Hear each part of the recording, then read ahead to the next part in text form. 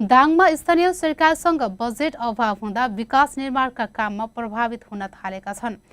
नागरिकका दैनिक जीवनयापनसँग जोडिएको विकास निर्माणका लागि बजेट अभाव हुँदा नागरिकहरूले शास्ति भोग्नु परेको छ।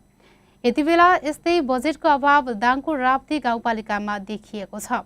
विकास निर्माणका लागि बजेट अभाव भएपछि नागरिकका दैनिक जीवनयापनसँग जोडिएका सम्पूर्ण काम प्रभावित बन्न पुगेको छ।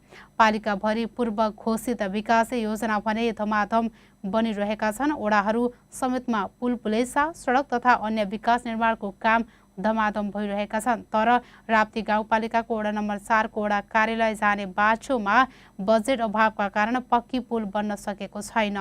अहिले बजेट अभावका कारण नागरिकहरू काठको पुलबाटै जोखिमपूर्ण यात्रा गर्न बाध्य भएका छन्। उक्त कुलोमा पक्की पुल नहुँदा काठको पुलबाट जोखिमपूर्ण यात्रा गर्न नागरिकहरू बाध्य भएका हुन्।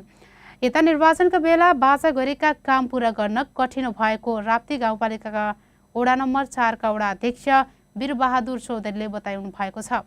उहाँले बजेट अभावकै कारण आफ्नै वडा कार्यालय जाने सिंचाई कुलोमा पुल बनाउन नसक्दा आफू स्वयं अन्य जनप्रतिनिधि कर्मचारी र सेवाग्राहीले दुःख पाउनु परेको बताउनुहुन्छ। यसमा बजेट अभावको कारणले गर्दाखेरि काठको पक्की पुल बनाउँदैछौँ। हामीले विभिन्न निकायहरूमा इस्टिमेट गर्न पठाएका छौँ र इस्टिमेट गर्दा यो दुईटा कुला छन्। यहाँ सिँचाइ कुला, यसमा 26 लाखको इस्टिमेट भयो। त्यो बजेट अभावले गर्दाखेरि बनाउन सकिएन र गाउँका नागरिकसँग सहयोग मागेर हामीले काठको पुल निर्माण गरेका छौँ। अब यो एउटा वडा अध्यक्ष र स्थानीय सरकार वडाको सरकार प्रमुख भएको नाताले पनि मैले यसलाई थोरै शर्मिन्दा महसुस गरेको छु। पक्की पुल बनाउन नसकेपछि वडा अध्यक्ष चौधरीले काठको पुल बनाएर काम चलाउन बाध्य हुनु भएको छ।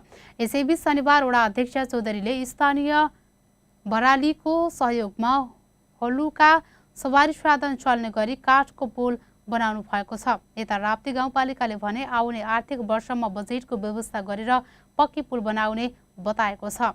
यस वर्ष पुल बनाउन बजेट नभए पनि आउने वर्ष बजेटको व्यवस्था गरेर पुल बनाइने पालिकाको भनाइलाई उद्धृत गर्दै दाङको देउखुरीबाट हाम्रा सहकर्मी सन्तोष कुमार गुप्ताले जानकारी दिनुभएको छ।